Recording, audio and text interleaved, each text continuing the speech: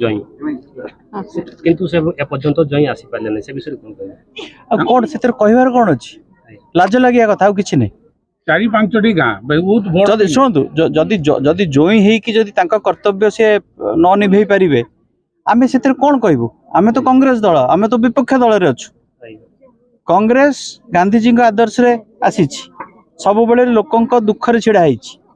ଯଦି ଆଦିବାସୀ ଭାଇ ଆଦିବାସୀ ପରିବାର ସାଙ୍ଗରେ ଦୁଃଖରେ ଛିଡା ହେଇପାରିବେନି ଆଉ ତାଠୁ ଦୁଃଖର କଥା ଆଉ କଣ କହିପାରିବେ? ଆମେ ଶୁଣନ୍ତୁ ସେ ମୁଖ୍ୟମନ୍ତ୍ରୀ କଣ କରିବେ କଣ ନ କରିପାରିବେ, ତାଙ୍କର ଶ୍ୱଶୁର ଘର ସିଏ ଆସିବେ ନ ଆସିବେ ସେଟା ତାଙ୍କ କଥା, କିନ୍ତୁ ଆମେ ଗରିବ ଲୋକଙ୍କ ସାଙ୍ଗରେ ଆଦିବାସୀ ଭାଇ ଭଉଣୀଙ୍କ ସାଙ୍ଗରେ ଅଛୁ, ରହିବୁ ଏବଂ ଆଗରୁ ଥିଲୁ, ଏବେ ଅଛୁ ଏବଂ ଆଗକୁ ରହିବୁ।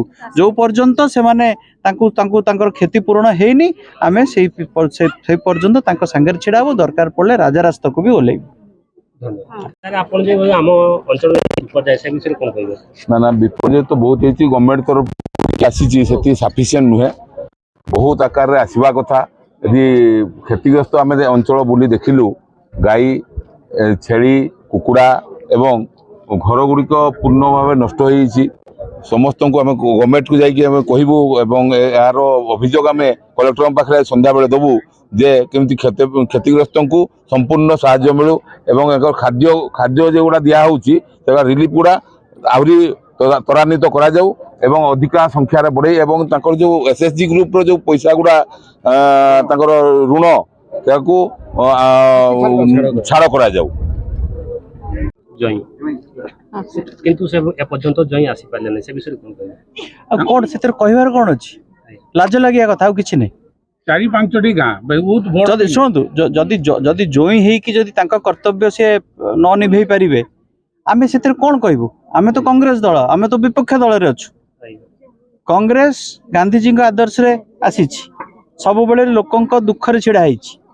ଯଦି ଆଦିବାସୀ ଭାଇ ଆଦିବାସୀ ପରିବାର ସାଙ୍ଗରେ ଦୁଃଖରେ ଛିଡା ହେଇପାରିବେନି ଆଉ ତାଠୁ ଦୁଃଖର କଥା ଆଉ କଣ କହିପାରିବେ? ଆମେ ଶୁଣନ୍ତୁ ସେ ମୁଖ୍ୟମନ୍ତ୍ରୀ କଣ କରିବେ କଣ ନ କରିପାରିବେ, ତାଙ୍କର ଶ୍ୱଶୁର ଘର ସିଏ ଆସିବେ ନ ଆସିବେ ସେଟା ତାଙ୍କ କଥା, କିନ୍ତୁ ଆମେ ଗରିବ ଲୋକଙ୍କ ସାଙ୍ଗରେ ଆଦିବାସୀ ଭାଇ ଭଉଣୀଙ୍କ ସାଙ୍ଗରେ ଅଛୁ, ରହିବୁ ଏବଂ ଆଗରୁ ଥିଲୁ, ଏବେ ଅଛୁ ଏବଂ ଆଗକୁ ରହିବୁ। ଯୋଉ ପର୍ଯ୍ୟନ୍ତ ସେମାନେ ତାଙ୍କର କ୍ଷତିପୂରଣ ହେଇନି ଆମେ ସେଇ ପର୍ଯ୍ୟନ୍ତ ତାଙ୍କ ସାଙ୍ଗରେ ଛିଡା ହବୁ, ଦରକାର ପଡିଲେ ରାଜରାସ୍ତାକୁ ବି ଓହ୍ଲେଇବୁ। ସାର୍ ଆଜି ଯୋଉ ବିପର୍ଯ୍ୟୟ କ୍ଷତିଗ୍ରସ୍ତ ଦେଖିଲେ ସେ ବିଷୟରେ ଆଜି କଂଗ୍ରେସର ସଭାପତି ଆମମାନଙ୍କୁ ପଠାଇଛନ୍ତି, ନବଜ୍ୟୋତି ପଟ୍ଟନାୟକ ଆସିଛନ୍ତି, ତାଙ୍କ ନେତୃତ୍ୱରେ ଆମେ ପୁରା ଗୋଟେ ଟିମ୍ ଆସିଛୁ। ବନ୍ଦିତା ମ୍ୟାଡ଼ାମ୍ ଅଛନ୍ତି, ଅନ୍ୟମାନେ ଅଛନ୍ତି, ଯୋଗେଶ ବାବୁ ଅଛନ୍ତି। ପୁରା ମାତ୍ରାରେ ଫେଲ୍ ମାରିଛି ସରକାର, ଆଉ କିଛି କହିବାର ନାହିଁ। ଯାହା ଆକଳନ କରାଯାଉଛି, ଯାହା ଦେଖିଲୁ ଆମେ ଦୃଶ୍ୟ 4-5 ଦିନ ହେଲାଣି ବିପର୍ଯ୍ୟୟକୁ ଏମାନେ ଫେସ୍ କରିବାକୁ ଏ ସରକାର ପାଖରେ କୌଣସି ମାନେ ତାକତ ନାହିଁ ଏବଂ ଫେସ୍ କରିପାରୁନାହାନ୍ତି।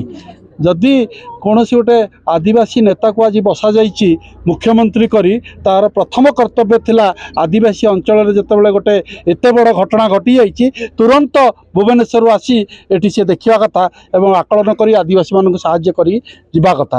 ଏଇଟା ହେଲା କଂଗ୍ରେସ ତରଫରୁ ଦାବି ଆଜି କରାଯାଉଛି ନବଜ୍ୟୋତି ପଟ୍ଟନାୟକଙ୍କ ନେତୃତ୍ୱରେ, ଯେ ଯଦି ସରକାର ଯାହା ହେଇଛି ଯଦି ଆକଳନ ଠିକ୍ ସେ ନ କରି ଲୋକମାନଙ୍କୁ ସାହାଯ୍ୟ ନ କଲେ ଗରିବ ଲୋକଙ୍କୁ, ତାହେଲେ କଂଗ୍ରେସ ଦଳ ପୁରା ମାତ୍ରାରେ ଏ ଗରିବ ଲୋକଙ୍କ ପାଖରେ ଛିଡ଼ା ହେବ ଏବଂ ତାକୁ କେମିତି ସମ୍ମାନ ମିଳିବ ଏବଂ ତାଙ୍କୁ କେମିତି ତାଙ୍କର ହକ୍ ମିଳିବ ସେଥିପାଇଁ ପୁରା ମାତ୍ରାରେ ଆମେ ତାଙ୍କ ସାଙ୍ଗରେ ରହିବୁ। ଧନ୍ୟବାଦ।